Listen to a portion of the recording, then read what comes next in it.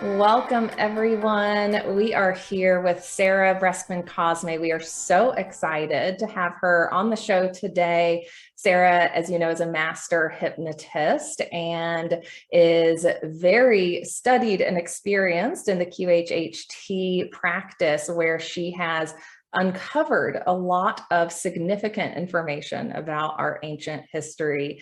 And we're so excited to talk with her about all of that and what she's learned and what has been surprising about her journey in hypnotism.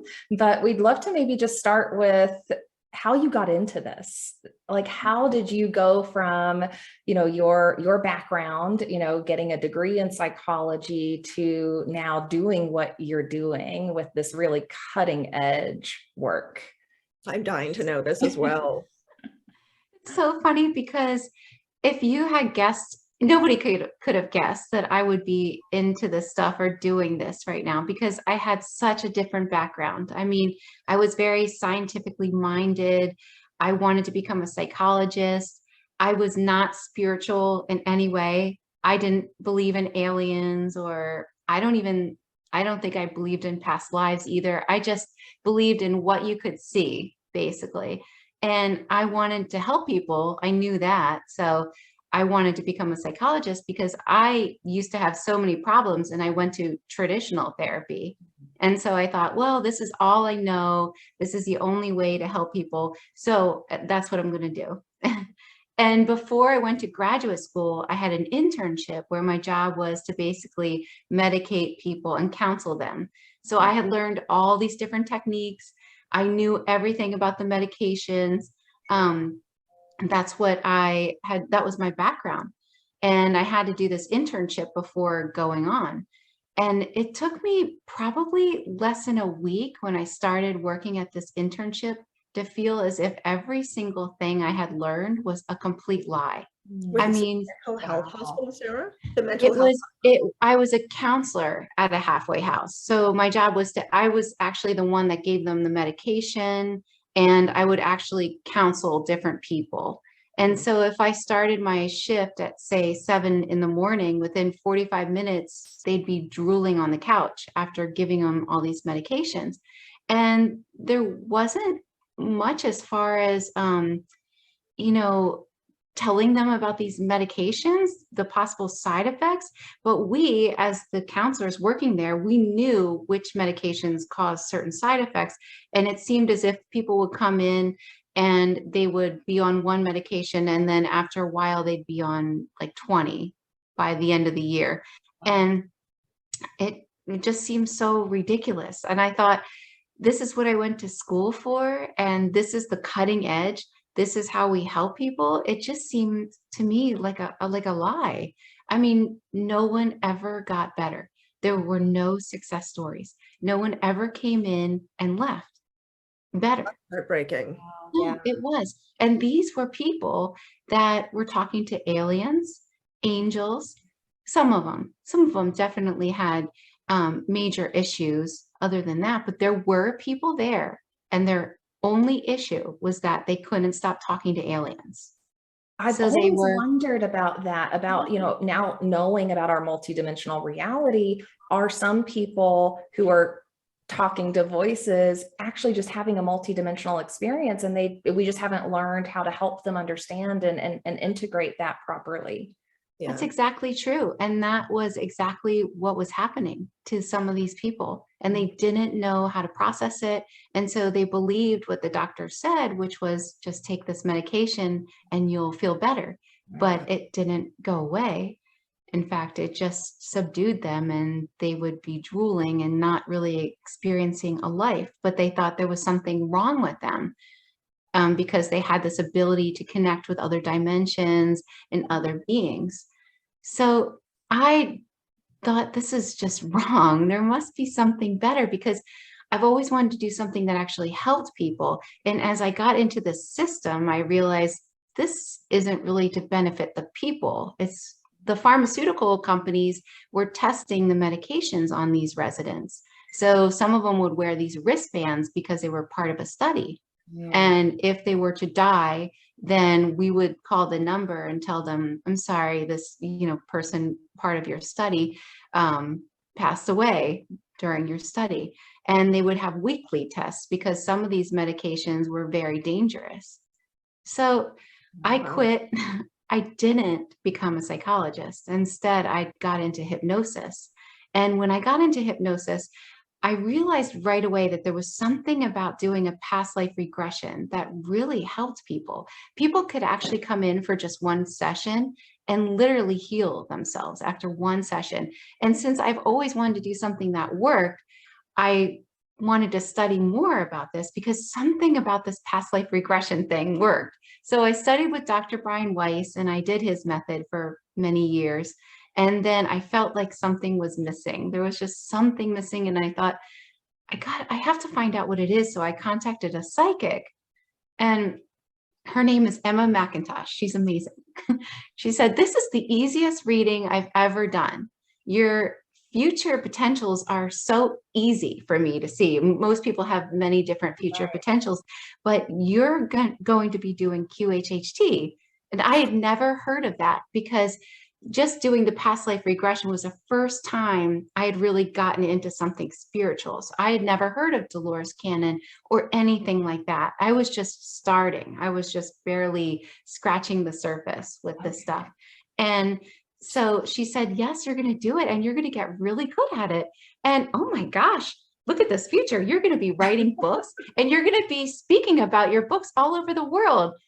And I said, I thought to myself, she must have me confused with the person like before me or after, but I'll just go along with it. And I thought, okay, yeah, that's great. And I thought, oh my gosh, well, I'm never contacting her again. Later, I told her, you are really incredible because guess what happened? So I found Dolores Cannon. It took me a while. After that reading, I didn't go and look her up. It took me a while, but I finally found her. But once I did, and I saw what she taught, it was like the goosebumps, where it was, I connected it with it so deeply and I knew, oh, okay, this is what I'm supposed to be doing. So I worked my way up from a level 1 to a level 3, which is the highest level. And then before the quarantine, I was traveling around the world with her daughter, Julia Cannon, and we were teaching all over the world. And so that's kind of how I got into this stuff. But I got into the major information completely by accident, just like I got into everything else by accident. Wow. So really by accident. I'm sorry, did it take you a little while to believe in the concept of past lives, or were you sold like the minute you saw? No, it took me a little while. To be totally honest with you, was very, very skeptical. I thought that they were just maybe seeing a story, and because it resonated with them, that they were able to heal themselves, but they were able to heal themselves so easily. And normally when you do any kind of regression work and they actually remember an event and they get to the root cause, that's what causes the healing. So I thought maybe there really is something to these past lives because these people are literally healing themselves. Wow. It took me a while because I had never had any exposure to anything spiritual whatsoever. That's leading to my next question. I've got to ask you something before you go further, because earlier you were talking about being in psychology and working at this halfway house, and what you were witnessing there. That is really tragic. That moved me to tragic. It's tragic. It's abusive. It's an abuse of power. But anyway, that's another topic. So you're working there. You're working towards psychology. You would describe yourself a few minutes ago as being a very left brain, logical, practical kind of person. And then you said casually, and then I got into hypnosis. And then, but there's a bit of a gap there, right? Well, so how did you even find out about hypnosis? I'm really curious about that turning point, because being somebody who's skeptical and practical and grounded left brain, what was it that you think made you even interested and able to follow that path? Well, first of all, to give you the background, I was very left brain. I mean, I was very gung-ho about getting my degree. I got the highest grade in my psychopharmacology class, just to give you like the the idea of what I was like. That's my past. But I got into hypnosis because I was married, and my sister-in-law at the time had this issue that I knew could be helped with regression therapy. I knew if she could go back to the root cause, that maybe she could heal herself, because while I was in school, we learned about regression therapy once. And I remember thinking, that's pretty interesting that you could take a person back, just regress them a little bit to the same lifetime and find out what's causing this issue. So I decided, because I was a perfectionist, that I had to be good before I approached my sister-in-law. So I became a master hypnotist first before I approached her. So you went through multiple levels. Right. So right. 5 years later. 5 years later. It took me about 2 years to become a master hypnotist, because I did it very fast, very quickly. Wow. Wow. So you are a big achiever. Yeah. I relate to that. My background was highly analytical, logical, corporate America, leadership, and this has, shifted me in a huge way, right? To recognize that, oh no, there actually is a lot more there. Yeah. Right. I know. Oh my gosh, it's so mind-blowing. And once you start on that path, it's just so exciting, because there's so much that you can find out about everything. Yeah. So that, is I think a great point about how you literally can find out about everything, right? Like we have access to this like universal information field, right? Where we can access this higher intelligence. And I'm curious what your first like experience was with that in the regression work, when you first had kind of that big aha moment of, oh, there's something different happening here in this regression. Did it happen? Oh my gosh. Well, my first regression that I did on someone where they went to the past life was really mind-blowing, because like I said, a part of me didn't really know if I believed it, but she gave so many details, and she almost like became the character. And I found myself just sitting, on the edge of my seat, just wow, this is so exciting. Tell me more. It's really interesting.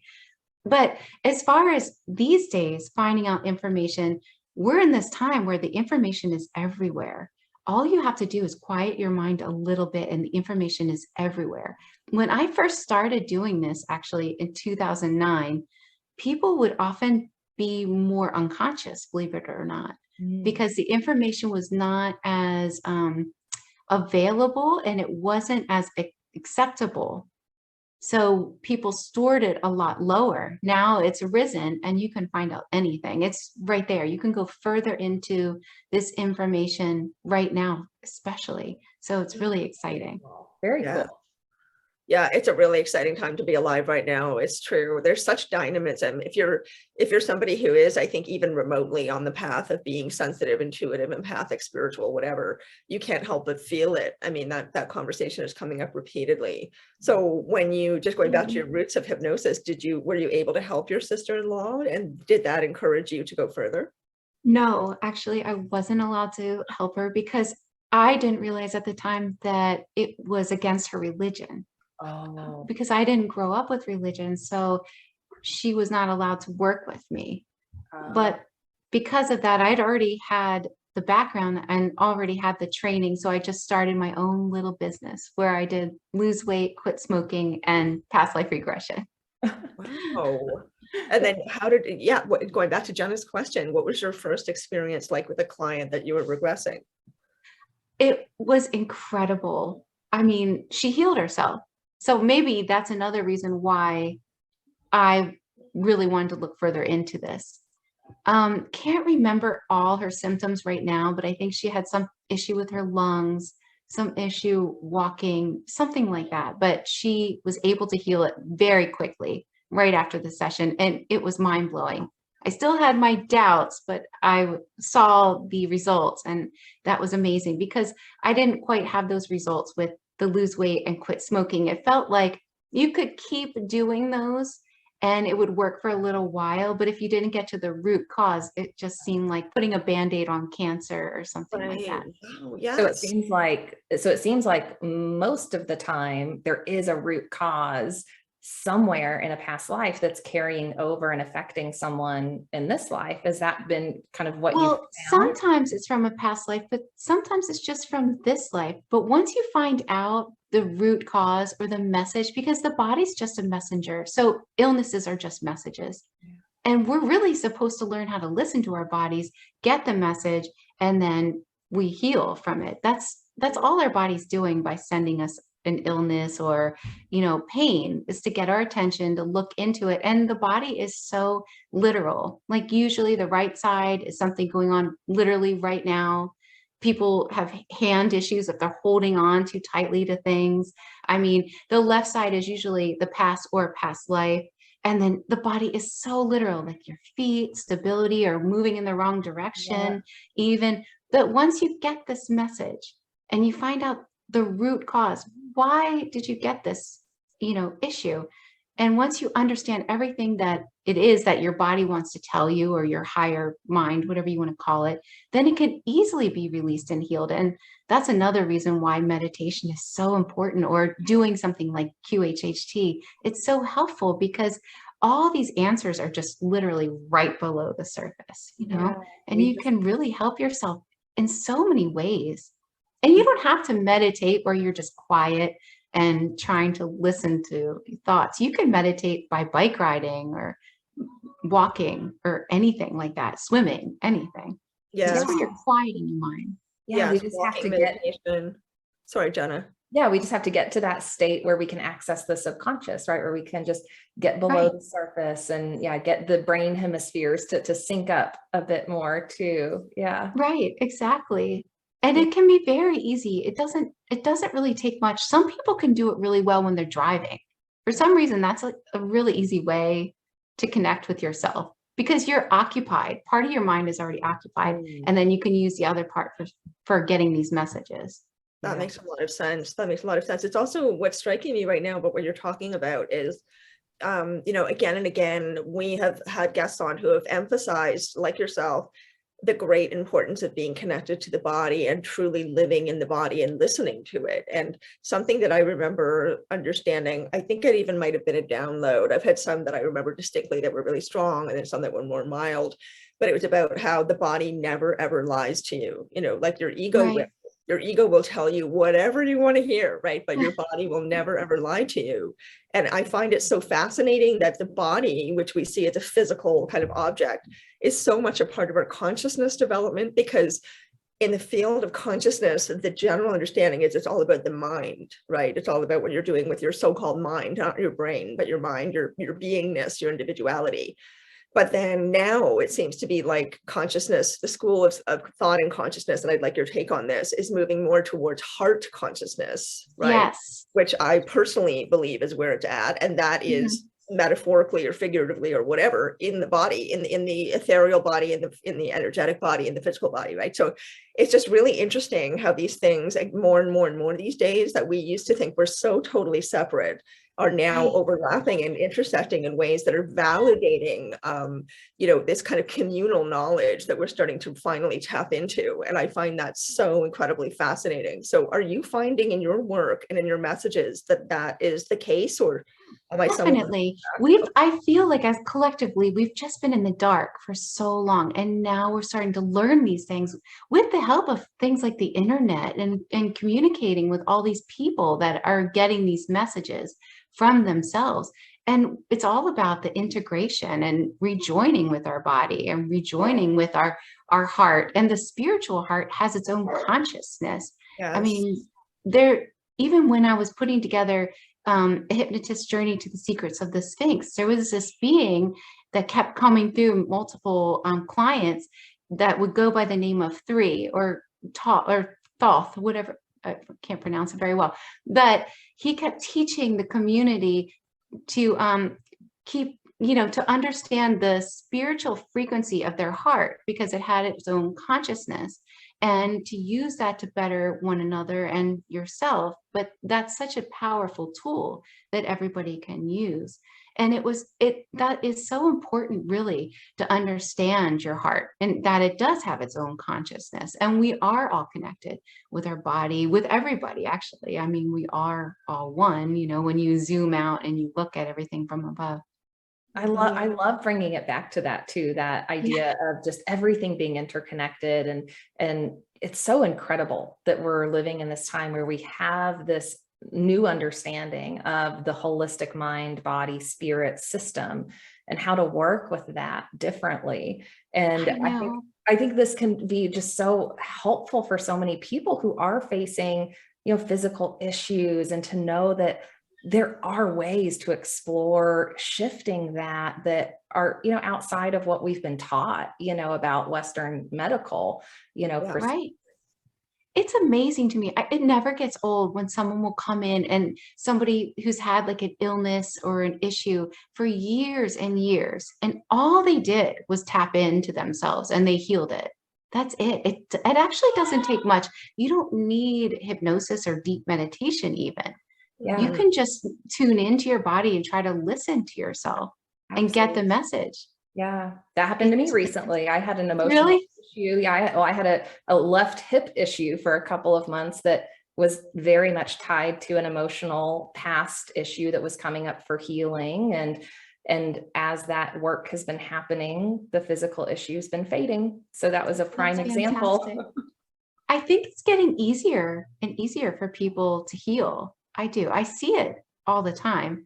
And I mean, one little thing somebody can do is just when they wake up in the morning is ask the question. When you still have access to your dream, in that state, you're in the theta state. So you are in deep hypnosis, deep meditation during those times. You can really tune into yourself without having to do anything.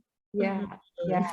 Interesting. Wow. I'm also very curious about your own experiences, if you're able to talk about this Sure. with extraterrestrials, if that's what you call them. Maybe you don't call them that. Jen and I really do believe that the labels for things are less important than the meaning and value of them. So, the words are important. We are still developing something of a spiritual vernacular and vocabulary in this community, right? Like we really still need to work on that. But at the same time, we have these labels that we sometimes automatically apply that don't fit. So please, I'm interested, first of all, how you refer to them. What do they like to be called, or how do they like to be referred to? And then what kind of information are you getting from them that you feel the audience needs to hear?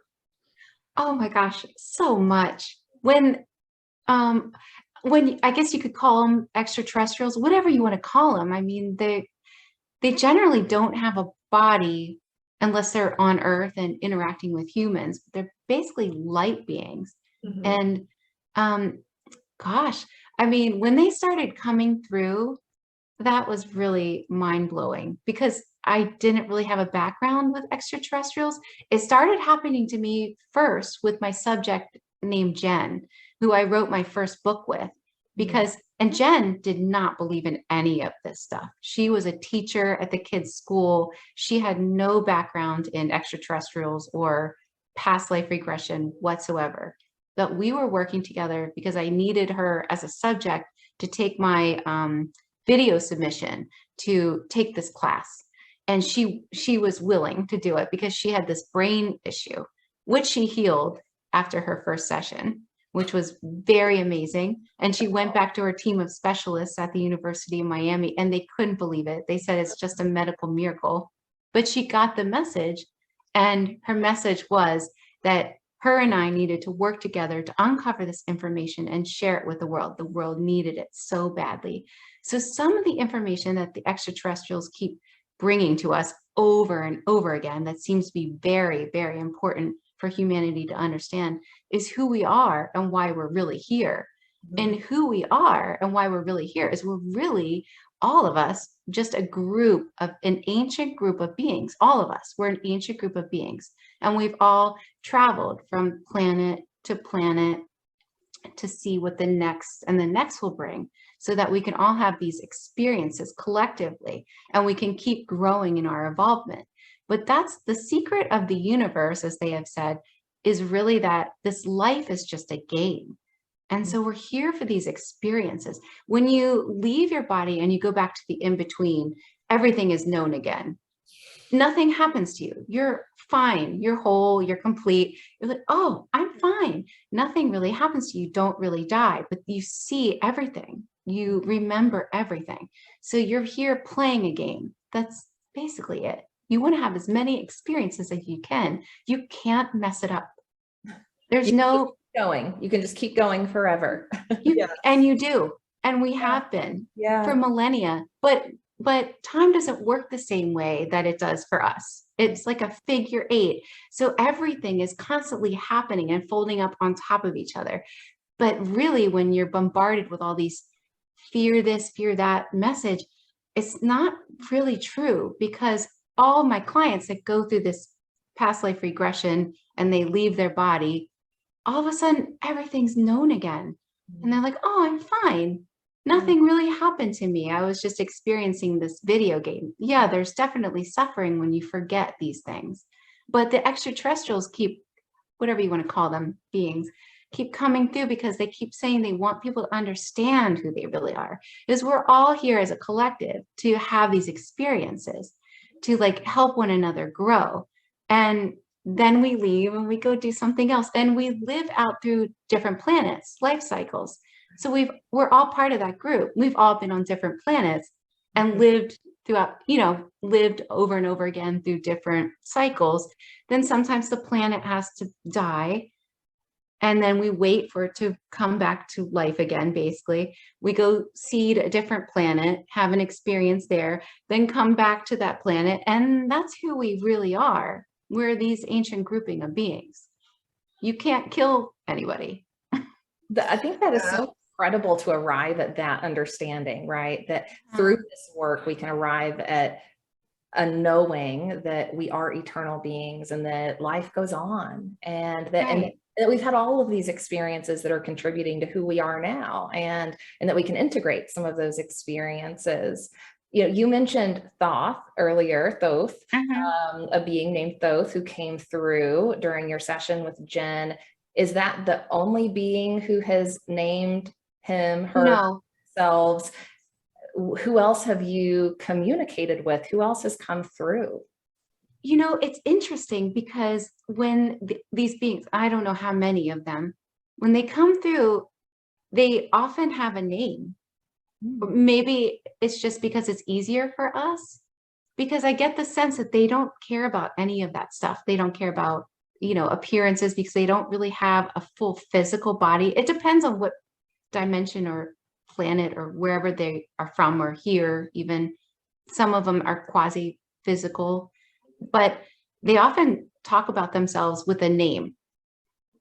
These extraterrestrial races or beings, whatever you want to call them, which is really interesting, but so many different ones.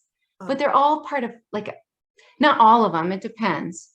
Some of them are part of this collective, and sometimes they just talk as a we, even from different planets or places or dimensions or worlds or whatever, wherever. That's what happened to me in my regression. A we came through. Yeah. Well, when you are enlightened, or when you get to that part, you do become a we. I mean, I always ask, like, the extraterrestrials, for some of them, how did you guys get so enlightened? And they say, oh, it's so easy. You just have to understand yourself as God. It's as simple as that. I'm like, well, how do you do that? And they're like, it's just so easy. But they said, collectively, that's what they came to understand. They could recognize themselves as God. And as they did that, or source, whatever you want to call that all-knowing part. But when you start to recognize yourself as divine, then you can kind of get a different sense of the universe at large, because you're everything. You're light, you're dark, you're good and bad, everything. That leads me to a question I'm really, really burning to ask you, if that's okay. This is seriously one I've been wanting to ask. When you were talking about how the beings have said that life is a game, this is something we've also heard other people who are, big time, what I mean by big time experiencers, that they've got like really intense contact and it's ongoing, and it's very a big forceful part of their lives, like it is, I imagine, for you. They say that this is all a game. So I've heard that before. Jen has heard that before. I think we are at a point where we're able to pretty much understand what that means. But for people who are listening, who don't understand what you mean by that, like it's a game, it's a video game. Right. First of all, how can you, this is a two-part question. How can you articulate that a little bit more for the layperson, for the beginner who's maybe hearing this for the first time? And then also, how would you respond to people who are really, really, really suffering, like people who have a really hard time in life? That's a big one, right? Like it's difficult for them to maybe understand that there's a purpose for me going through all of this horrible stuff. How do you respond to that? So difficult. Well, first of all, how it's a game is if you talk to, like, say an extraterrestrial or a Pleiadian or something, whatever they want to call themselves, from certain places that isn't Earth. Some of them will say where they live or where they reside right now, it's blissful always, and there isn't any polarity. So even though it's blissful, it can get boring, and they oftentimes like to come into a human body to experience what it's like to have the ups and downs, because sometimes the downs or the chaos gives rise to so many beautiful things, and they love that. It's like a beautiful dance for them, because when you have a place that's blissful always, it can get so boring. And so Earth is considered like a playground, because you can do so many things, and it doesn't feel this way to the human. But when you leave your body, all this, not suffering, but all the difficulties that you went through can feel so beautiful, and you appreciate them so much because it helped your soul grow. And sometimes people come into life with different challenges because they choose it in order to have those experiences, because it's kind of, goes back to the game. We're here to have all these different experiences. Souls come in because they want a variety. They want to experience everything. It doesn't make sense to the human, but when you leave your body, it makes sense. It doesn't make sense when you just don't remember this, or why you would ever want that experience. It can be so hard for people. It's hard. This 3D reality is so dense. It's hard to move around. And then there's also a huge collective that's not even from this Earth. This is one of their first incarnations on Earth. And they're just here to raise the vibration and volunteer just by being here. And for a lot of those people, it's so difficult to even maneuver Earth because they've never really had a full physical experience before. So oftentimes they'll have an imprint, which is like a memory that's not even really theirs. They just chose it to help them on Earth for this incarnation, but they've never actually been here before. And it's very challenging. They don't understand violence. They can't understand why anybody would hurt one another. They're just extremely sensitive. They can't watch certain things on TV. They can't be around anybody. That's really difficult. They can't, have that in their life at all, because it affects them differently than regular people. And for those people, a lot of them, they're just here to volunteer. And the ETs are always saying they just need to find, their community, because they thrive when they're with their community, and they can be around other people that are also nice and just like them, and they can keep raising the vibration. But their job here is basically that, is to just, even if they open their mouth and talk to somebody, that person is affected by them, because they're not, they're so high vibe kind of thing that it doesn't take much for them to help somebody just by being around those people. It's amazing. I'd love for you to explain that a little more, the raising your vibe, and also, why that's important right now on Earth, and kind of what we're going through as a civilization, and why there are even a lot of souls apparently volunteering, coming to Earth right now. What's that about? So it's not that it's important, because everybody has their own plan. Some people have planned to be one of those polarizing people. Some people have planned to be what you would consider a negative person, just to help other people learn to raise their vibration. It's so interesting to me, because sometimes clients will come in and they'll ask about, say, their father. Why was my father so mean to me?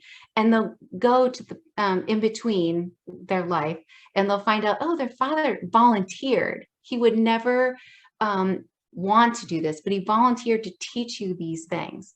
And so he's playing this bad role this time. And it's really interesting because we're all playing different roles. But anyway, how it's been described to me is we each have this bubble of reality. So we each are the creators of our own reality. And I know it sounds so weird, but we really literally are. So there's many different versions of Earth. There's many different versions of what your experience might be. So you basically choose what version you want, and it doesn't have to be positive. It can be negative. You can't do it wrong, and you have infinite time. You don't have to worry about getting it all right this time around. You can come back as many times, and time isn't real anyway. So you have a limitless amount of time. But right now, Earth is experiencing what people call the ascension, because Earth is moving from where it is now up in its vibration itself. So anybody that would like to stay with this Earth, the one that we're currently on, that's moving, has to become the same vibration as the Earth. But it's not hard. There's so much light hitting the planet that it doesn't take much to just attune with this light. And that can be difficult too.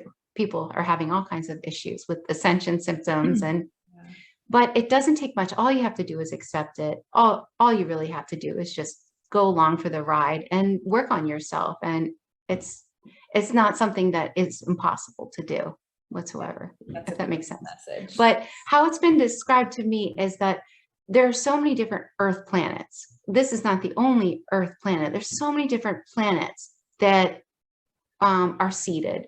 And what happens is there's like a trajectory of planets. So it goes up like a rung in a ladder. And our Earth right now is going up this ladder. Once it hits a certain vibration, it will go up. It will make a jump. It'll go up even higher. And then anything that's considered negative on this planet will fall away because it can't sustain itself in this higher vibration. So this negative polarity doesn't have very long to stay on the Earth that's ascending. Of course, if you want polarity, you can always choose a different Earth and continue experiencing that. There's no wrong choice. Right. So I just want to reflect back for a moment to make sure I'm getting it. It's sounding like, our Earth as a being is going through her evolutionary process, and that kind of the nature of evolution in the universe is that, any being, planet, or, like us in a lower dimension is naturally going to just continue evolving, right? There's this like evolutionary frequency raising that always happens in the universe. And that's kind of what we're all experiencing right now on Earth. That's what we're experiencing on Earth. And this is just a natural progression. We've done this so many times before. And that's what happens. We raise our vibration. We ascend a little bit. We ascend again. We ascend again. We keep going. We keep moving forward. Yeah. Well, let's talk about the times we've done it before, because I know, in some of the sessions you've done and the information that's come through, these beings that have spoken through your clients, you've learned a lot about our ancient history and a different version of our ancient history than we were taught in school. And I think that is just so fascinating. I'm a huge geek about our correct version of ancient history. And so I would love for you to talk a little bit about that and what you learned about some of those ancient times, like in Atlantis. Maybe we can start there. And sure. What that civilization was going through.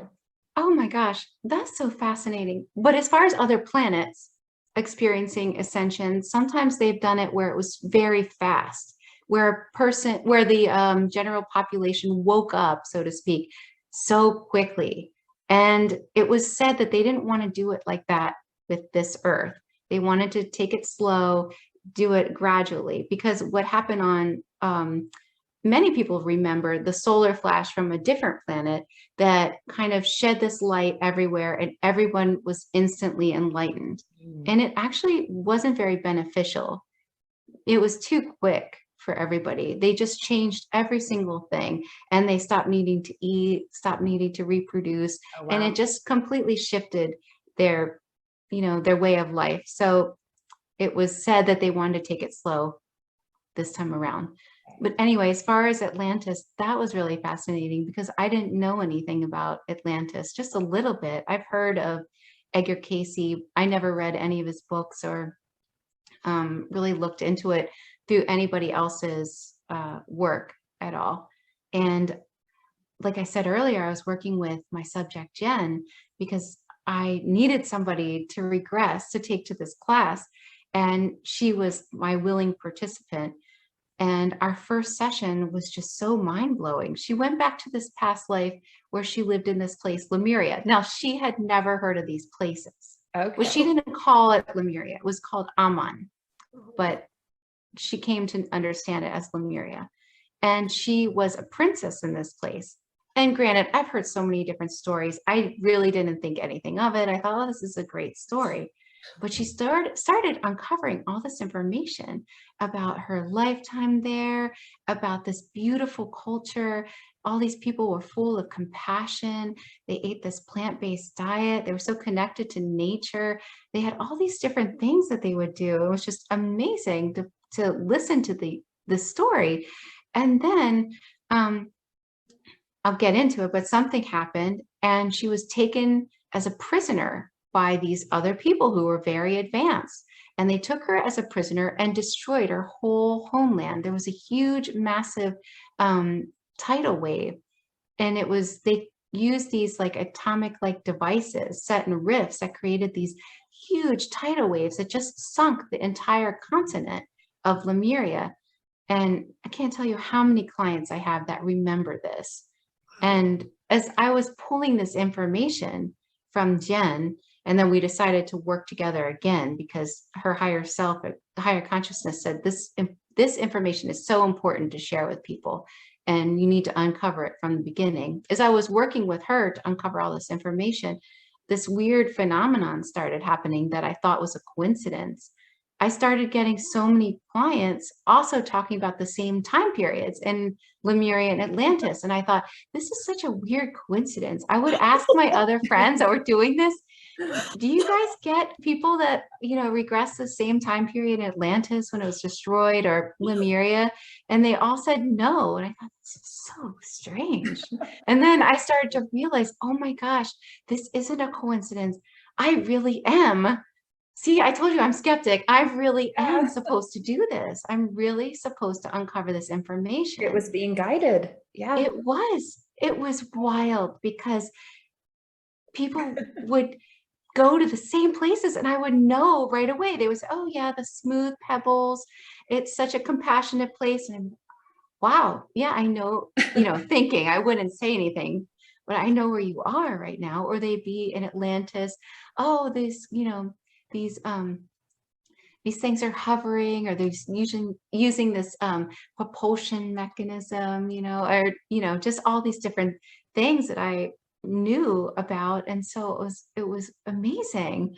So I uncovered all that information, and then we both wrote our books and started sharing it, but it's just unbelievable. I think that really what the message of Atlantis was that we were really imbalanced. We were not balanced during that time. There was too much of a divide with the masculine and feminine energy. And now on our planet, there's this huge presence. The divine feminine is making its way back to its rightful place because the divine feminine has been squashed, like just crushed under thousands and thousands of years of deceit, basically. And now it's starting to resurface again. But what's so beautiful about that is as the divine feminine resurfaces, so does the divine masculine. And we start to rebalance with all this light hitting the planet and this understanding that's coming to our awarenesses. It's a beautiful, positive kind of a portrait for people to take with them from this conversation, because we're living in such a time where, the way that we are stimulated by information is so fraught with problems. Right. And, the information that's coming at us, is it even really information? I mean, it's really so muddy these days that I feel like it's interesting how we had a conversation earlier with a wonderful person named Tara McCallum, who's an intuitive body healer and other things. She's going to be at the Worldwide Metaphysical Tribe nice. with you this summer, where you were the keynote speaker. I just want to mention that for our audience person in Illinois, but she was talking about how it's really important to recognize, as Jenna and I talk about a great deal, that we are living in a space of duality, and duality in this dimension is the natural balance of this dimension. Both the so-called good and so-called bad have to exist side by side with each other for the greater purpose, right? So what we're getting of is so much of the so-called bad. We just really are being fed so heavily with that in such a variety of different ways. And, you know, it's to ultimately manipulate us. That's what it seems like to be consumers, right? To buy more, to take more pills, to drink more, to do whatever. And it's really tragic. It's really misleading. And it's very interesting how when you start recognizing that and you start being able to step back from it, and also not painting the entire thing with one brush, because everything is shades of gray, and there is actual information out there sometimes, and there are actual people who are doing good, but it still is that mainstream, you know, projection that's coming at us that's pretty heavy, fear-based, you know, aggression-based, that kind of stuff. But we're living in a time at the same time, and I just love this so much. We're living in a time at the same time with all this light coming through, all this, you know, positive stuff to look forward to, all this potential, all this power, you know, that's coming through for us to make use of. It really is right there. I really felt that when you were saying that all the information is right there. I'm really feeling that too. I feel like many people in our community are, and, you know, it's so exciting to be alive right now in this body at this time on this planet and be able to witness this occurring, and also to get to be, you know, fundamentally a part of it. And so you are right in the middle of all of this. And I really want to ask you the question of, on a personal level for you, what is that like? What is it like to be somebody who is, you know, a so-called rising star, who has the message that you have, which is not the traditional message in ufology necessarily, or in our spiritual community, right? But it's one that's so needed. It's right in line with Jenna and I, what we believe, what Star Family Wisdom is all about. So we fully support your message. And I would love for you to talk about, you know, what you feel from a personal level is allowing you to be in this place. I mean, obviously you've been guided here, right? But in terms of other lifetimes and your path of your own consciousness, what has allowed you to be here now doing this work at this time? Well, I did have a regression where I went back to Atlantis. Funny enough, because I never really thought maybe I played a part in Atlantis until someone did a regression on me. And I went back to my lifetime where I was a judge in Atlantis. And my job was basically to decide who would stay and who would go. During that time, there was a deadly virus, and they were killing a lot of people that were mutated from the vaccine during that time. And my job was to decide who would stay and who would go, ultimately not knowingly killing thousands and thousands of people. So I feel as if there is definitely a reason why I live in the Florida Keys. Never thought anything of that. Why I live so close to where I lived before, close to that island where I sent so many people. Why I have this mission to help as many people as I can. And ultimately, it is really, I believe, to help these people now that I understand this message, so that they can understand really what happened to them, and that we can choose to do things better. But I forget your earlier question. Oh, yeah, personally, what's it like for you to be in the heart of all this as like a rising star, you know, who didn't expect this to happen at all, who was so left brain? You know, this is quite a different life for you compared to the life you were living maybe 10, 15 years ago. So what is that personal experience like for you? Well, you know, it's really interesting because I'm literally just, you probably can tell, a regular person. I'm just, I don't even feel like I write these books. I don't physically write them. I get all the information from the higher consciousness, who has an agenda. This is literally what they want to put out to the world. And they said through my subjects, multiple ones, that if I collect this, they will use me to share it with the world. And my information just somehow finds its way to places, and I didn't do anything. For instance, I was on last year, my first time being on Gaia TV. I literally had just listened to what these higher consciousness said, published the book, myself on Amazon. I just collected all that important information they said they wanted me to share with the world. And then Regina Meredith found my book and she didn't know how. Oh, wow. I didn't know that story. She doesn't know how it came across her desk. So it's like they're putting this information there. I'm just the humble messenger. I'm just, but this is what I do almost every day is I'm a QHHT practitioner. So I have access to this information. And personally, it's very interesting. I think if you did this kind of job, you would have a much different perspective. And that's why I feel like it's important for me to share what's coming through, because I am not somebody that read everybody else's book. In fact, I don't know who anybody is. A lot of times I'm at these conferences, I've never heard of anybody because I've never been into this stuff. So for me, it's all new, but all this information is the only thing I go by. So I'm not researching or looking on YouTube. I'm just collecting the information I get through the higher consciousness or through my clients.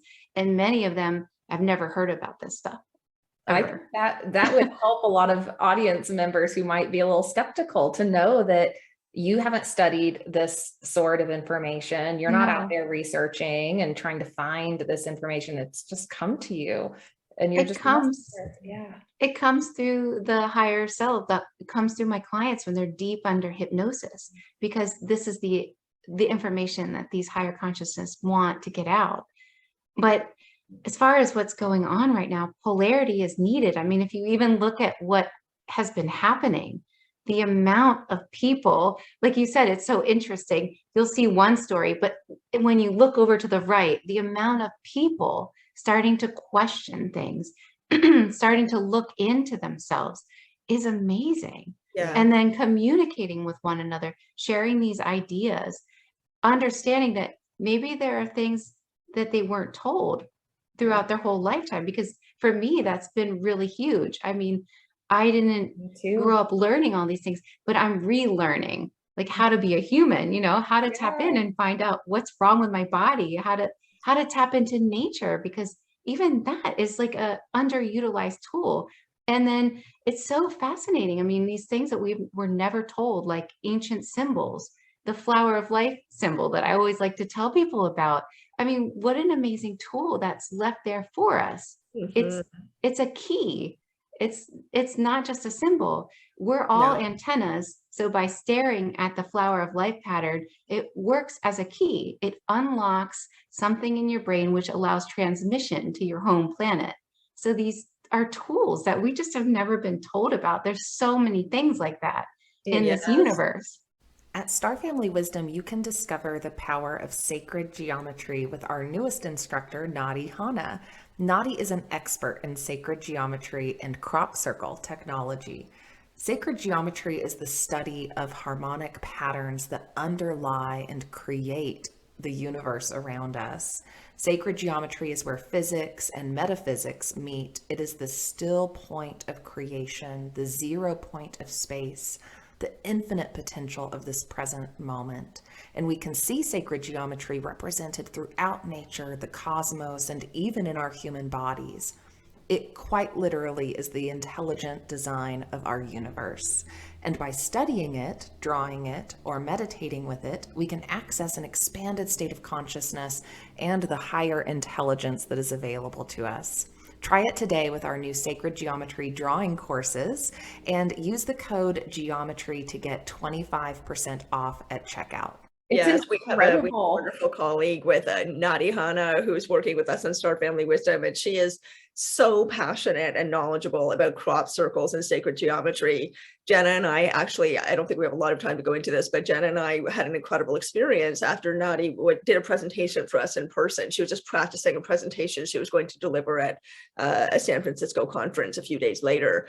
And we both ended up having an experience just from looking at the images that we did not expect at all. And then she was teaching us at the same time about the activation potential and really going deeply into that. It is remarkable how much is just around us for us to use. And it's like, you know, I've said this to Jenna before. It's like, you know, you're in a room and there are 3 solid walls, but one isn't a wall, it's a curtain, but you think it's a wall. And then you find out it's actually a curtain and you just have to move it aside. It's just like that. And then suddenly there's this whole other space with all this other stuff to discover in front of you. That's kind of what it felt like to me. Like it had been right in front of me my whole life. And that's what had given me this feeling of there's more. I know there's something, right? With this feeling of almost being able to see it, but not quite. And then dong on the head, and I was able to move the curtain out of the way. Yeah, same. So it really is incredible how it changes reality, right, Jenna? You've had that experience well, too. similar to you, Sarah. You know, I didn't have a background in spirituality. I was not religious growing up.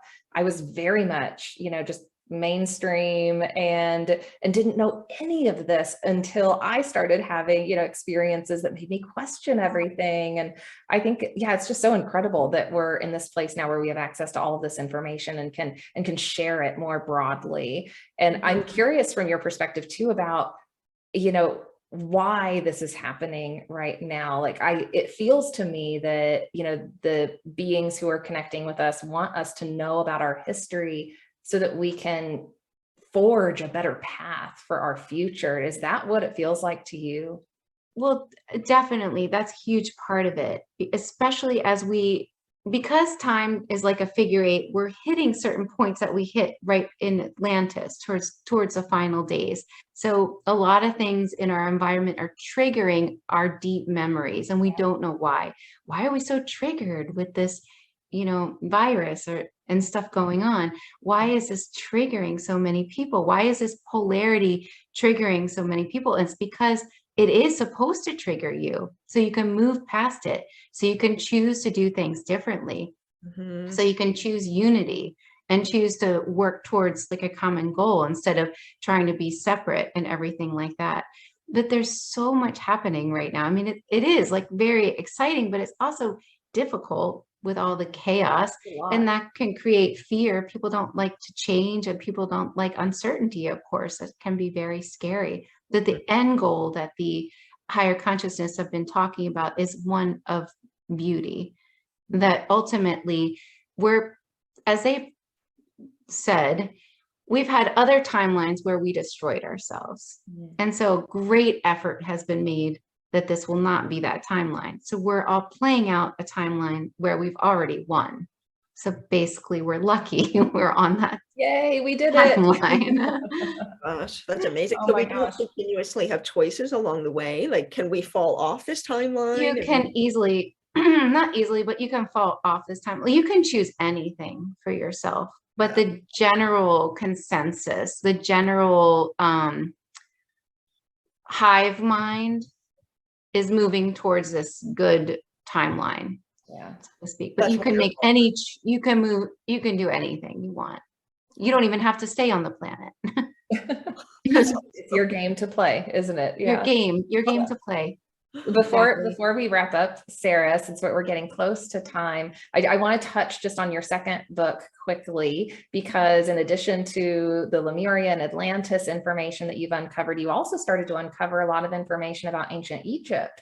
And again, a different version of our history than we've been told. And you found quite a bit of detail about the Sphinx and what might be located in the Sphinx. So maybe you can just share with the audience some highlights of that research that you did in your sessions. Sure. As I was really going deep into memories people had of the Sphinx, one of my clients in particular saw it being built, and she saw how it was built on a very special rock. So this rock where the Sphinx is built can magnetize and hold in energy, and it can hold our history.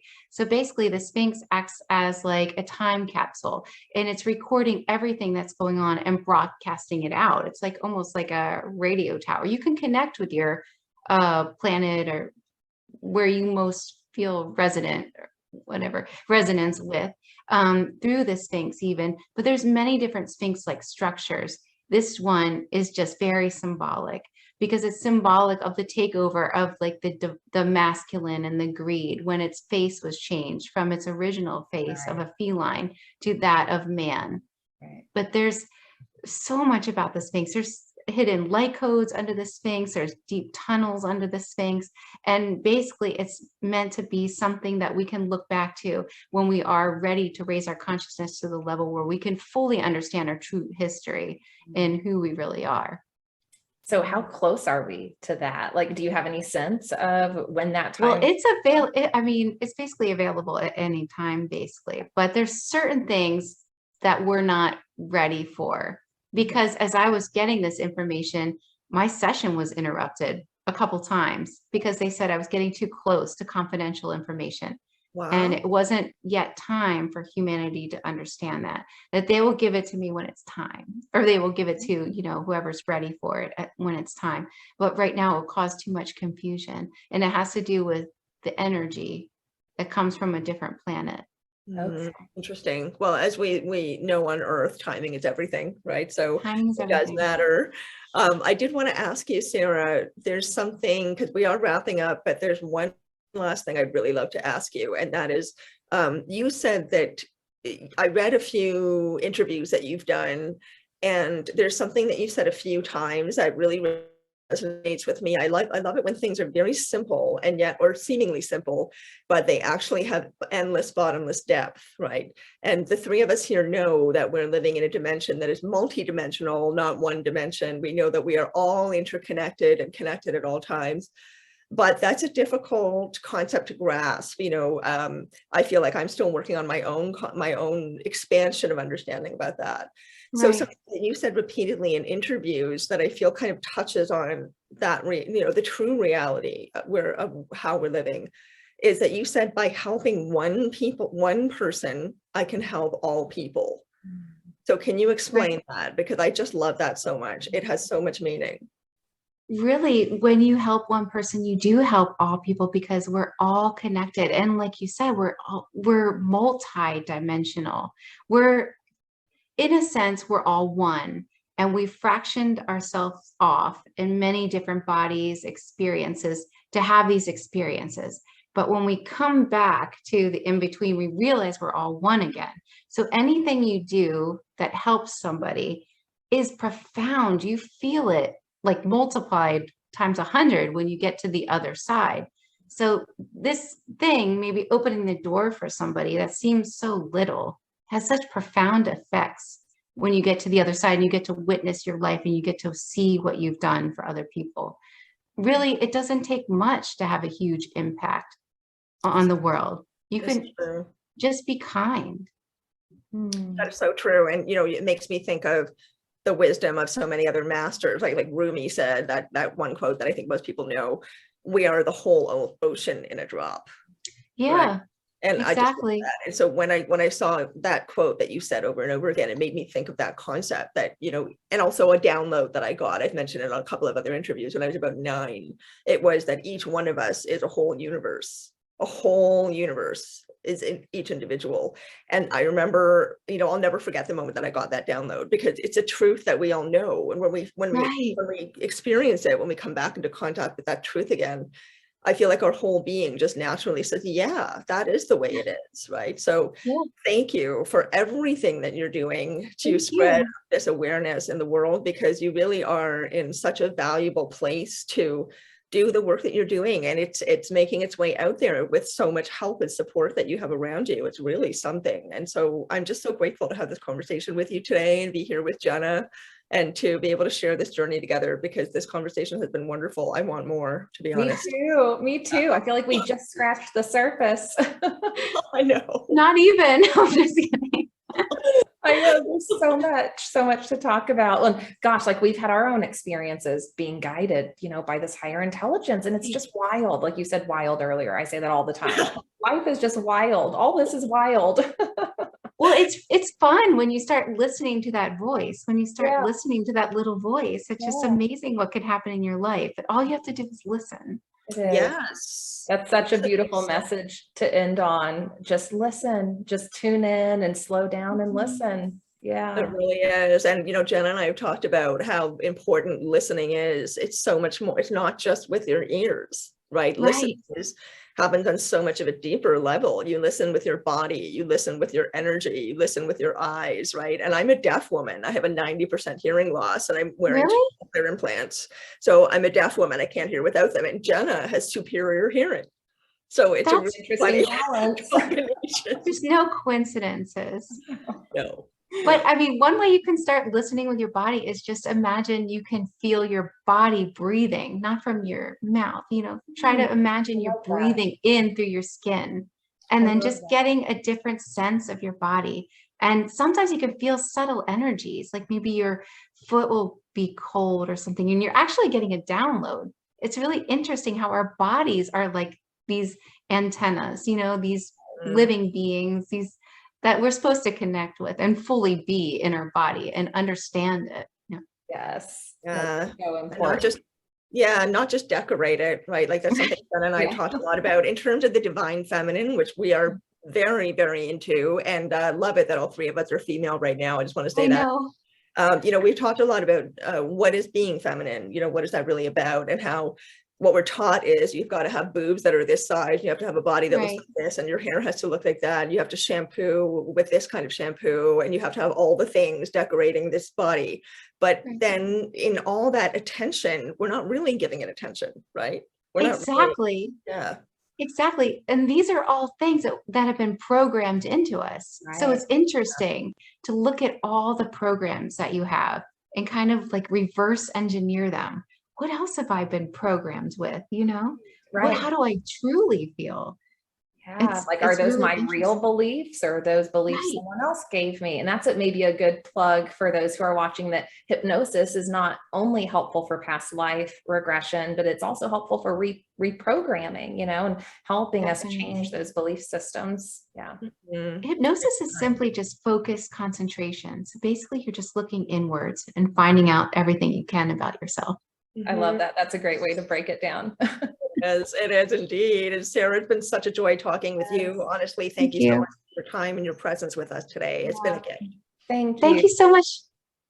It's mutual. Thank you so much. Your energy is just lovely. We're just, so excited to have this conversation today. And thank you everyone for watching. Don't forget to like and subscribe, leave a comment or a question for Sarah. Hopefully we can answer them in future episodes. And we're just so grateful to be sharing this conversation with everyone out there. Thank you, Sarah. Check out Thank you guys on Gaia. Be sure to check out Sarah's show on Gaia. It is wonderful, and she's got 2 books. We're going to include all the necessary links in the show notes that you can find her again when you need to. And Sarah, thank you so much. Audience, we will see you next time. See you next time. Bye for now.